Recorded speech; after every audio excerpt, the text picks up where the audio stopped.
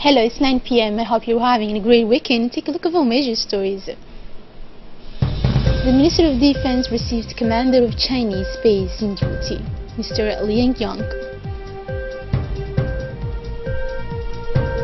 And on the news outside our borders, thousands take the streets in protest against Robert Mugabe in Zimbabwe.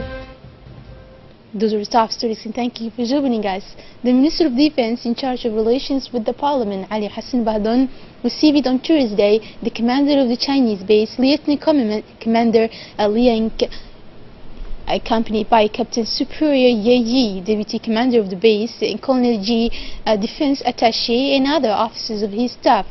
In addition to the Defense Minister, Brigadier General Tahir Ali Mohammed, Interim Chief of this Defense Staff, took part in this meeting. The visit of Commander of the Chinese base, Captain Liang Yang, is part of his various contacts with the national authorities. The Minister of Defense welcomed the commander of the Chinese base in his delegation. The base commander in turn thanked the minister for his warm welcome and availability. The minister took the opportunity to congratulate Captain Yang on his appointment as the head of the Chinese logistic base and encouraged him at the same time for his new responsibilities. Thereafter, discussions between the minister and the base commander focused on the activities of the base as well as the relations of cooperation that they maintain with the Djibouti Armed Forces.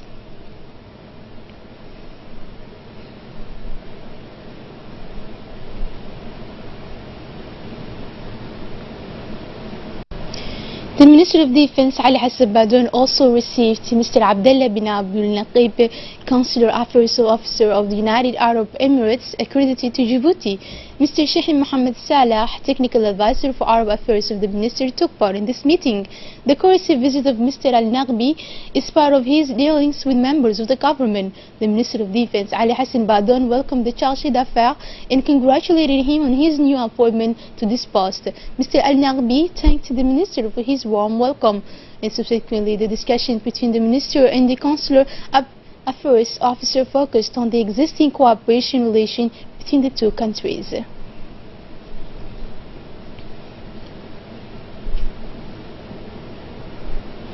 And also in the news, develop lexicons of the vocabulary of decentralization in our main national languages and thus have the tools of communication.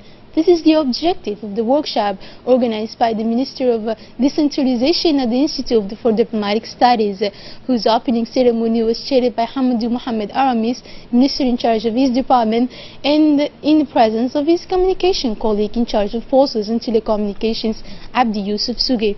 After the withdrawal of the two ministers, a panel of professionals and potential users of these lexicons, women and men of the media, officials and executives of the Department of Decentralization, representatives of sectoral ministries, linguistic researchers of the CERD, the teachers of University of Djibouti, representatives of the Somali and Afro-Pan Club, and of the civil society, divided into two working groups on the linguistic base to work on corpus of 140 important terms of decentralization and to hear on their translations.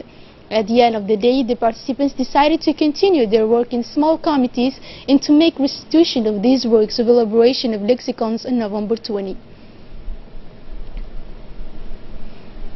The Ministry of Economy and Finance, responsible for the industry, jointly organized with the African Development Bank Thursday a workshop on portfolio review. The main objective of this meeting was to identify, in partnership with Djiboutian implementing agencies, concrete actions to be undertaken to improve the performance of projects funded by the African Development Institution.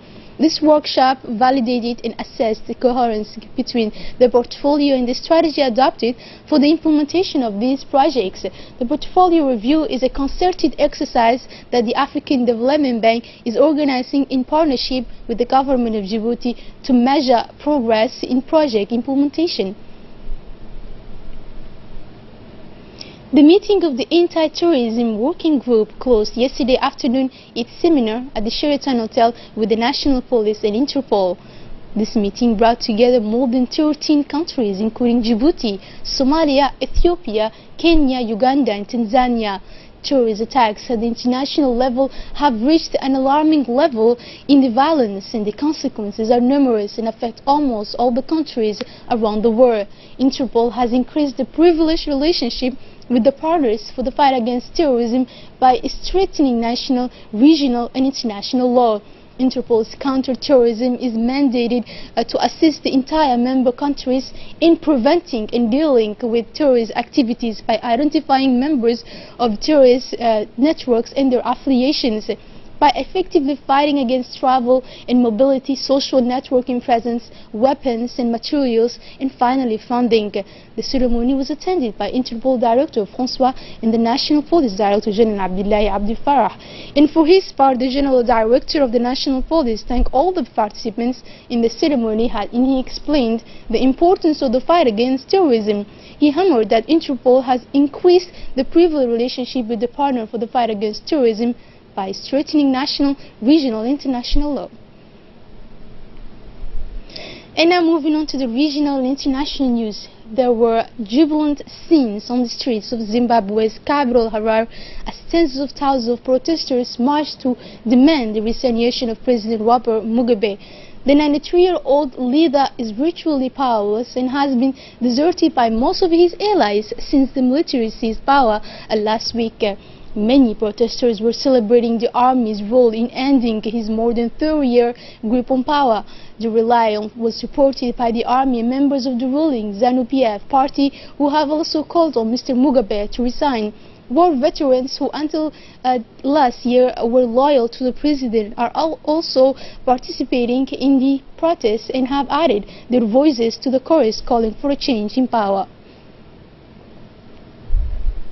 The African Union on Friday called for Libyan authorities to investigate slave markets of Africans operating in the conflict-torn nation following the release of shocking images showing the sale of young men. The demand follows the release of CNN footage of a live auction in Libya where youths are presented to North African buyers as potential farmhands and sold off for as little as $400. Guinean President Alpha Conde, who is also chairman of the African Union, demanded an inquiry and prosecutions relating to what he termed a despicable trade from another era. Meanwhile, Senegal's government, commenting on Facebook, expressed outrage at the sale of the sub-Saharan African migrants on Libyan soil, which constitute a blight on the conscience of humanity. African migrants from nations including Guinea and Senegal, but also Mali, Niger, Nigeria and the Gambia, make the dangerous crossing through the Sahara to Libya with hopes of making it over the Mediterranean Sea to Italy. And that's all for tonight's news. Thank you for joining us and have a good weekend.